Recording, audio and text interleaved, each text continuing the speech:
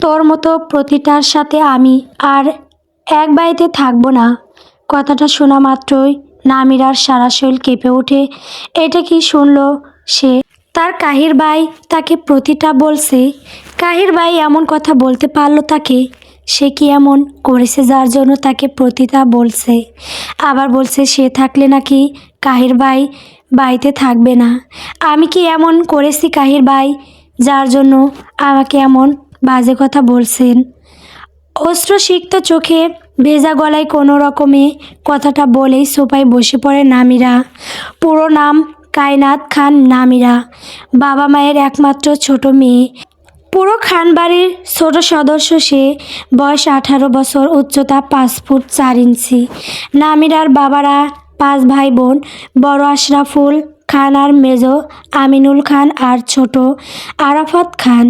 আশরাফুল খানের 3 ছেলে মেয়ে, বড় মেয়ে সানজিদা আর বড় ছেলে ঈশান আর ছোট ছেলে আন্নান খান কাহির। আমিনুল খানের 2 ছেলে আহাদ আর তুষার এবং আরাফাত খানের 3 ছেলে মেয়ে, বড় ছেলে নিবির আর ছোট ছেলে নাফিসা আর মেয়ে নামিরা। এর মতো খান আমি আমার জীবনে একটাও দেখিনি। এর একটা দিয়ে হয় না 10টা লাগে। এবার নামিরার চোখের অবাধ্য পানিগুলো গড়িয়ে পড়ে। সে কিছুই বুঝতে পারছে না। সকালে তো ঠিক ছিল, তাহলে এখন কি হলো যে তার সাথে এমন করছে? এসব ভাবতে ভাবতেই কাহিরের কণ্ঠ শুনতে পেল। মা, এ বাড়িতে হয় এই পতিতা থাকবে, না হয় আমি থাকবো। এই বান্দির সাথে আমি আর এক মুহূর্ত থাকতে পারবো না। আমি চলে যাচ্ছি বাড়ি থেকে। কাহির, নামিরা কি এমন করছে যার জন্য তুই ওকে এইভাবে গালি দিচ্ছিস? কাহিরের মেজমা জেসমিন বললেন, তাই তো আব্বা, কি এমন করেছে নামিরা? কাহিরের মা সাবিহা বললেন। কাহির কিছু না বলে নিজের ফোন মায়ের দিকে এগিয়ে দিয়ে এলো। তারপর নামিরার দিকে আগুন চোখে তাকিয়ে থাকলো। এদিকে নামিরা কিছুই বুঝতে পারছে না। সে মা চাষিদের দিকে তাকালে দেখতে পায় আরমিন খান তার দিকে এগিয়ে আসছে। নামিরার মা কোনো কিছু না বলে নামিরাকে চড় মারতে লাগলো। বেয়াদব, অমানুষ জানোয়ার, তুই কি করে পারলি এমনটা করতে? কি করে পারলি? মার খেতে খেতে নামিরা বলে, আমি কি করেছি মা? আমি কিছুই বুঝতে পারছি না। তোর ওই নোংরা মুখে আমাকে মা বলবি না, জানোয়ার।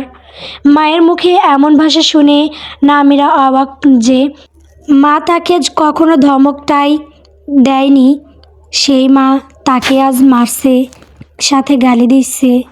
তুই মরে যা, তোর মতো মেয়ে থাকার থেকে না থাকাই ভালো। মা, বললাম তুই আমাকে মা বলবি না। আজ থেকে আমার কোনো মেয়ে নেই, আমার মেয়ে মারা গেছে বলে তিনি ঘরে চলে গেলেন। এদিকে জেসমিন আর সাবিহা চোখ মুখ শক্ত করে তার কাছে এসে ফোনটা এগিয়ে দেয়। ফোনটা হাতে নিয়ে ভিডিও ওপেন করতেই নামিরা চোখ সরে নিয়েই, সে এমন বাজে একটা ভিডিও। নামিরা ফোন লক করে বলে, ওটা আমি না, সত্যি বলছি আমি, আমাকে বিশ্বাস করো, ওটা আমি না। বলেই কান্না করতে শুরু করলো নামিরা। এটা কি করে হতে পারে? সে ওই ছেলেকে মাত্র একদিন দেখেছে, তাহলে ওই ছেলের সাথে কি করে এমন একটা ভিডিও করলো? আমাকে বিশ্বাস করো বড় বাবা, আমি এমন কাজ করিনি। তাহলে ওই ভিডিওটা কি? ওটা এডিট করা। মিথ্যা বলছো তুমি, আমরা সব রকম করে দেখেছি, ওটা আসল ভিডিও। মেজ আব্বু, তুমি প্লিজ নামিরা নাটক বন্ধ কর। আমরা সব রকম করেই তোমার কাছে নিয়ে এসেছি কাহির, আমরা কেউ বিশ্বাস করিনি প্রথমেই, পরে কর্ণফার্ম হয়ে আসছি। নামিরা এবার তার বাবার দিকে তাকিয়ে তার দিকে এগিয়ে গিয়ে বলল, আব্বু তুমি। আর কিছু বলতে পারে না নামিরা, তার আগেই আরাফাত খান ওকে থাপ্পড় মারের সাথে সাথে নামিরা কাহিরের পায়ের কাছে পড়ে যায়। তার ঠোঁট কেটে রক্ত বের হচ্ছে। এমনিতেই সে অসুস্থ, তারপর এমন পর আঘাতের তার শরীর আরও দুর্বল হয়ে যায়। কাহির নামিরাকে তার পায়ের কাছে থেকে লাথি মেরে সরিয়ে দেয়। যেই কাহির নামিরার কিছু হলে পাগল হয়ে যেত।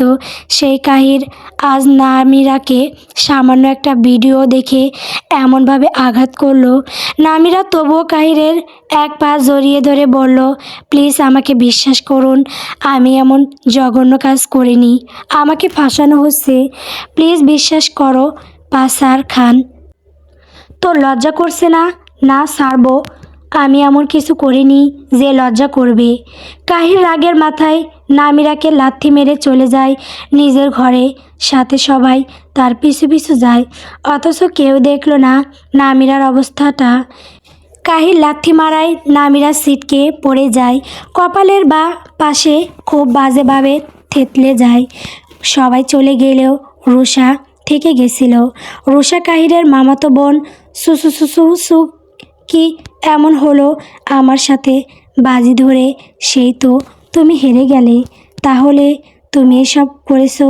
হ্যাঁ আবার না, মানে খুব সহজ, আমি বেশি কিছু করিনি, আমি জাস্ট এ বাড়ির কথা আরেক জনের কাছে বলেছি। এখন যা করার সে করেছে। কি পেলে আমার সাথে এমন করে? আমার কাহিরকে তুমি তাকে কখনো পাবে না। দেখা যাক। তাদের কথার মাঝেই কাহির সুইটকেস নিয়ে নিচে আসলো। বাড়ির সবাই তাকে থামতে বলছে, তবু সে থামছে না। কাহিরকে দেখে নামিরা কাহিরের পা জড়িয়ে ধরে আবার বলল, প্লিজ যাবেন না, আমাকে একটা দিন সময় দিন, আমি নিজেকে নির্দোষ প্রমাণ করে ছাড়বো, প্লিজ যাবেন না। কাহির এবার নামিরার চুল ধরে তুলে ধরে বলে, তোর মতো প্রতিটার সাথে আমি মরে গেলেও এক সেকেন্ডও এক বাড়িতে থাকবো না। বলেই নামিরাকে আবারও ফেলে নামিরার মা এসে তাকে তুলে আবারও চড় মারতে শুরু করে। নামিরা বাধা দিচ্ছে না, শুধু কাহিরের দিকে এক দৃষ্টিতে তাকিয়ে আছে। কাহির বুকে হাত দিয়ে বসে পড়লো, তারপর ওর মায়ের বুকে মাথা রাখলো। ওই বিশ্বাসঘাতক বেঈমান আমাকে ঠকিয়েছে মা, আমাকে ঠকিয়েছে। আমি কিছুতেই ভাবতে পারছি না, আমার খুব কষ্ট হচ্ছে মা, আমার একটু কষ্ট কমিয়ে দাও মা। কি করলে আমার কষ্ট কমে যাবে? কিছুক্ষণের জন্য থেমে তারপর উঠে দাঁড়ালো চলে যাওয়ার জন্য। বাড়ির বড়রা সবাই কাহিরকে বোঝাতে লাগলো সকাল হলে এর একটা ব্যবস্থা করবে, কিন্তু কাহির কিছু বুঝতে চাচ্ছে না। সে চলে যেতে যা চাচ্ছে। কাহির অস্থির হয়ে বসে পড়ল, বুকে হাত দিয়ে তারপর জোরে জোরে শ্বাস নিতে লাগলো। কাহিরের এমন অবস্থা দেখিয়ে নামিরা দৌড়ে কাহিরের কাছে যেতে নিলে তার পায়ে অনেক কাজ ফুটে যায়, তবুও থামে না কাহিরের কাছে যাওয়ার জন্য। কিন্তু মাঝপথে সাবিহা খান তার পথ আটকায়, নিজের গায়ের সর্বশক্তি দিয়ে নামিরার গালে চড় মারেন। বেয়াদব, বেহায়া, নির্লজ্জ মেয়ে, লজ্জা করে না তোর ঘরে বর থাকতে, অন্য পুরুষের সাথে ছুটে? তোর থেকে তো বাজারের বেগুলো ভালো, তারা তো টাকার জন্য এসব করে, আর তুই আমার ছেলেকে ঠকালি। আমার ছেলে তোকে কত ভালোবাসে। সাবিহা খানের চর খেয়ে নামিরা আবারও টেবিলের সাথে ধাক্কা খায়। পরপর 3বার একই জায়গায় বাড়ি খেয়ে নামিরা যান বেরিয়ে যাওয়ার জোগাড়।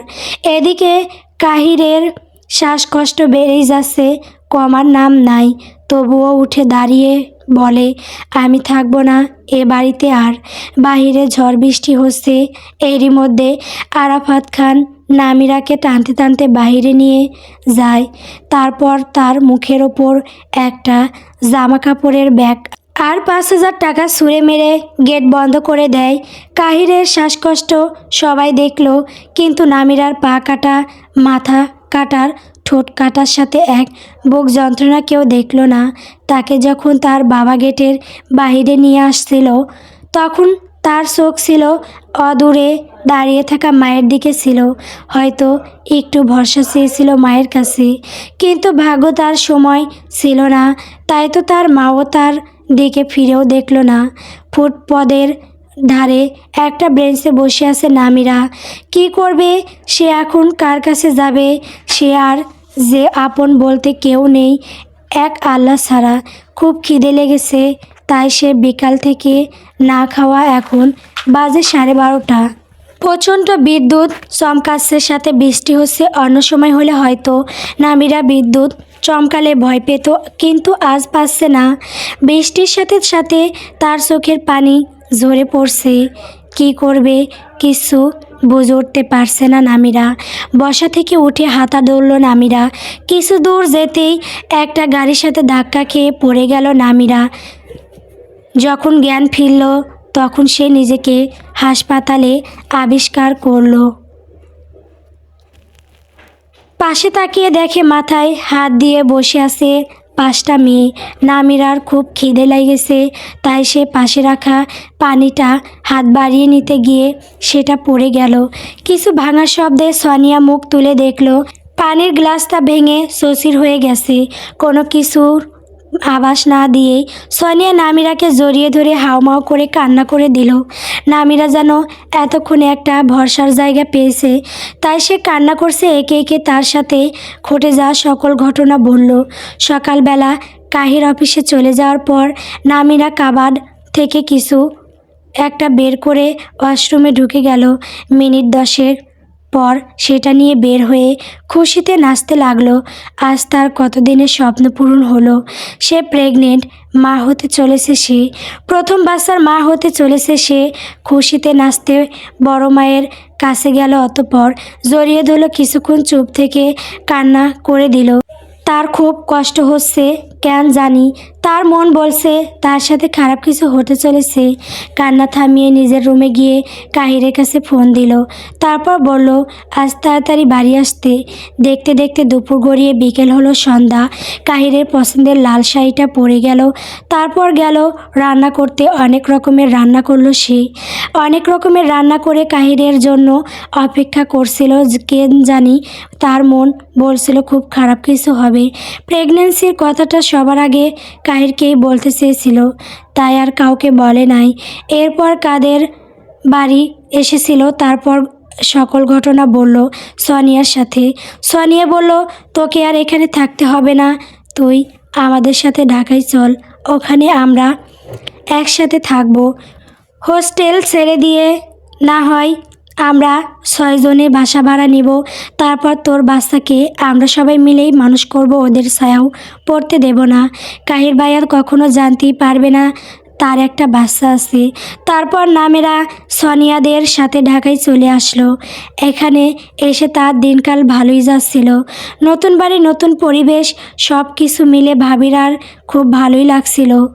3 মাসের গর্ভবতী হওয়ার নামিরার শরীরটা খুব একটা ভালো ছিল না। নামিরা ঢাকায় এসেছে আজ 15 দিন।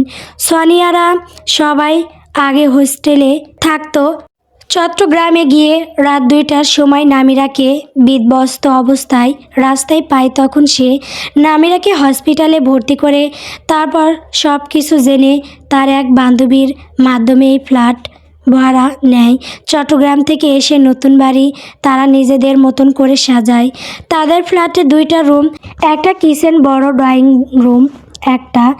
তারা 6 জন 2টা রুমে ভাগাভাগি করে থাকছে। একটা রুমে তিশা, প্রীতি আর দিয়া থাকছে, আরেকটাই সোনিয়া, নামিরা আর নেহা থাকছে। রান্না করতে কেউ পারে না, তাই 8 দিন দ্বারা বাহির থেকে খাবার নিয়ে এসে খেয়েছে। তারপর থেকে নামিরা রান্না করছে। নামিরা রান্না করতে পারে। তার 3 মা রান্না করতো আর সে দেখতো। তারপর কাহিরের জন্য সে প্রায় রান্না করতো, কিন্তু ভালো হতো না, তাই আর খেতে দিত না। নামিরা রান্না বলতে ডাল আর ভর্তা করতে পারে। আজ 1 সপ্তাহ ধরে সোনিয়া, তিশা, নেহা, প্রীতি দিয়া ডাল আর ভর্তা দিয়ে ভাত খাচ্ছে। কিছুক্ষণ আগেই নামিরা রাতের খাবার রেডি করেছে। তারপর সবাইকে ডাকে, সোনিয়া আয় খেয়ে যা, রাত অনেক হয়েছে। আর নামিরার ডাক শুনে একে একে সবাই চলে আসলো রুম থেকে। তারপর খাবার টেবিলে এসে বেশ অবাক হলো, কারণ আজকের ভর্তা হলুদ রঙের হয়েছে। কী রে বোন, না ভর্তার এই কালার কেন? কারণ হলুদ দিয়েছি। কেন? রোজ রোজ এক কালারের ভর্তা ভালো লাগছিল না, তাই হলুদ দিয়ে ভর্তা করেছি। খেয়ে তাড়াতাড়ি বল কেমন হয়েছে। নামিরার কথা শুনে সবাই একবার ভর্তা দেখছে তো একবার নামিরার মুখ দেখছে। ডালের ওপর থেকে ঢাকনি তুলতেই সোনিয়ার চোখ কপালে উঠে গেল। এটা কি ডাল নাকি হলুদের ঝোল? সে এবার কাঁদো কাঁদো মুখ করে নামিরার দিকে তাকিয়ে বলল, এটা কি বোন? কেন ডাল? ও, আমি ভেবেছিলাম হলুদের ঝোল। কথাটা বিড়বিড় করে বললেও নামিরা তা স্পষ্ট শুনতে পেল। তাই সে বলল, একদম আমার রান্নার বদনাম করবি না, আমি ভালো করেই রান্না করছিলাম, কিন্তু হাত ফসকে ডালের ভেতরে অনেকটা হলুদ পড়ে যায়। দিয়া বলল, প্লিজ বোন, কাল থেকে তুই আর রান্না করিস না। কেন করব না? দিয়া, রোজ রোজ এক তরকারি খেতে ভালো লাগে না। ও, এই কথা? তুই আমাকে আগে বললেই তো আমি অন্য কিছু রান্না করতাম। দিয়া বলল, না থাক, আর রান্না করা লাগবে না, কাল থেকে আমরা বাইরে খাইব। একদম না, বাইরের খাবার খেলে ফুড পয়জনিং হয়, বাইরে খাওয়া যাবে না বেশি।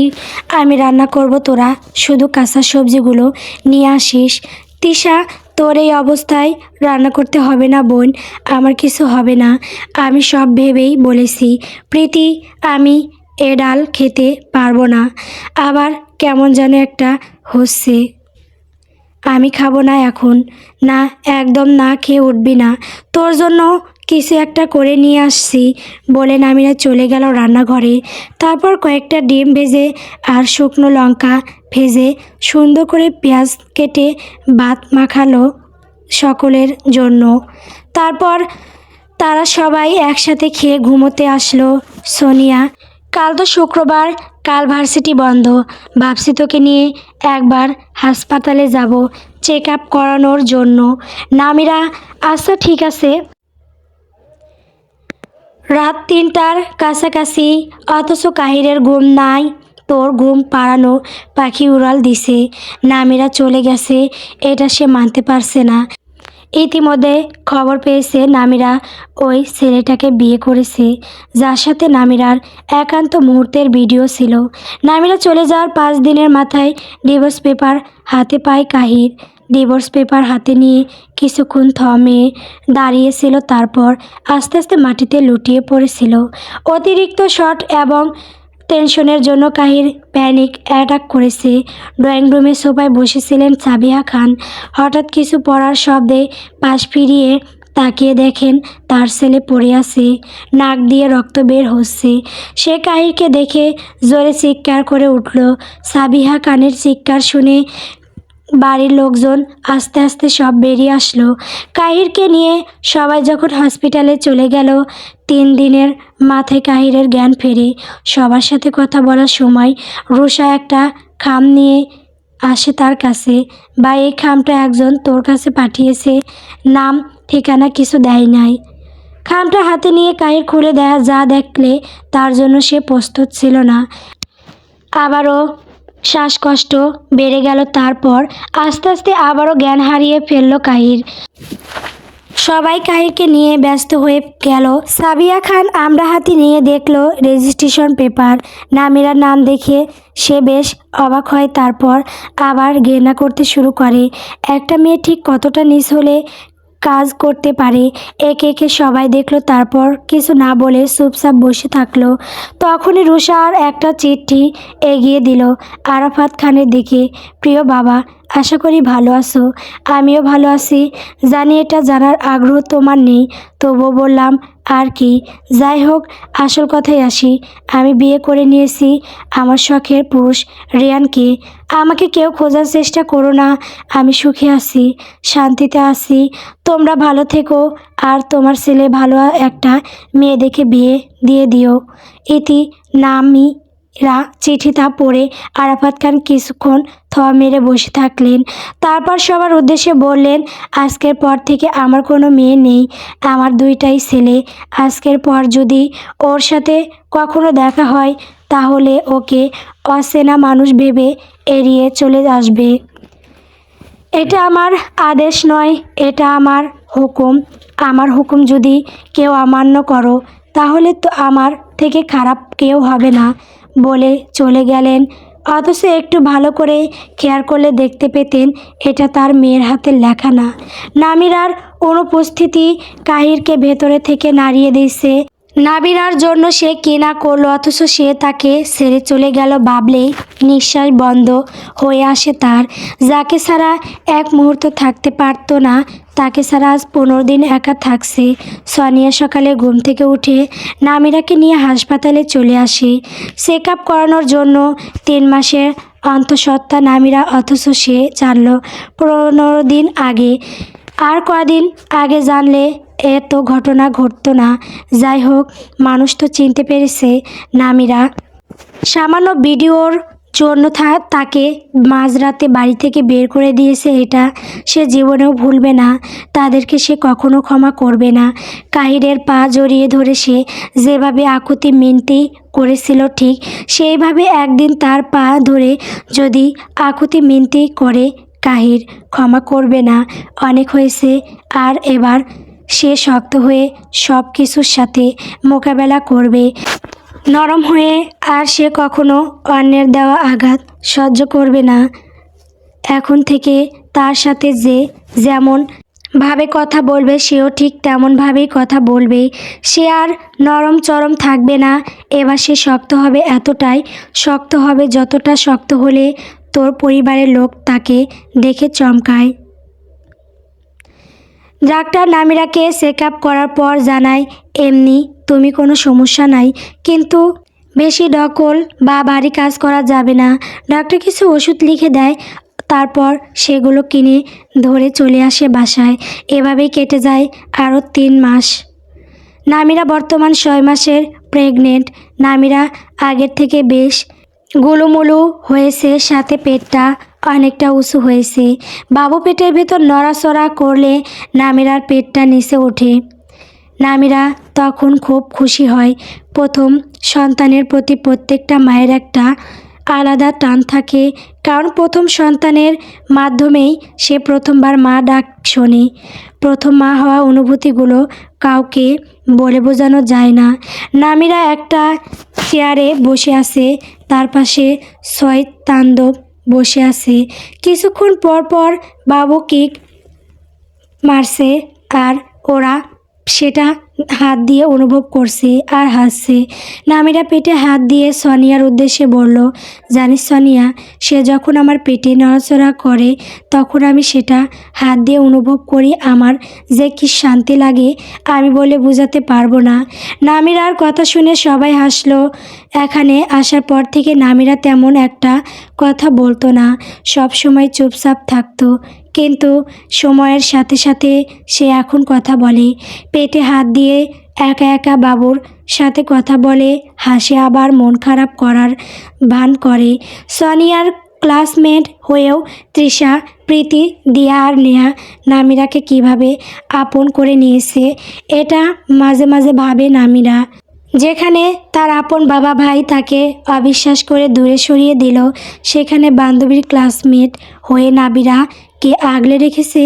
এরা প্রেগনেন্টের হওয়ার তার খুব মুড সুইং হয়। তার যখন তখন খেতে ইচ্ছে করে, সে যেটা চায় সেটাই হাজির করে। এরা দেখতে দেখতে 10টা মাস পার হয়ে গেল। আজ নামের আর জীবনের বিশেষ একটা দিন।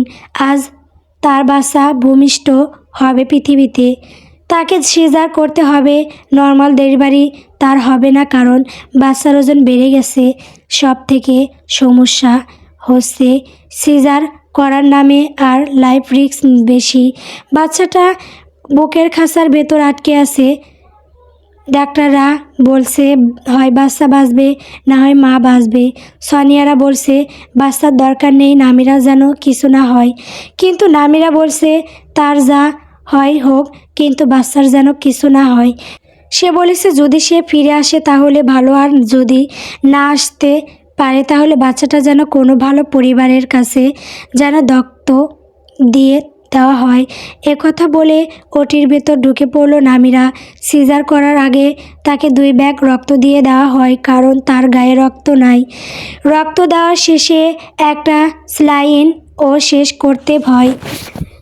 এরপর ওটির ভেতর নিয়ে গিয়ে সর্বপ্রথম প্রস্রাবের লন পোড়াতে হয়, তারপর পিঠে একটা ইঞ্জেকশন দিতে হয়, তারপরে হাতের ক্যানেলার ভেতরে 3টা ইঞ্জেকশনে করে ওষুধ ঢুকিয়ে দেয়। ওষুধ ঢুকানোর পর তার পা ঝিমঝিম করতে লাগলো।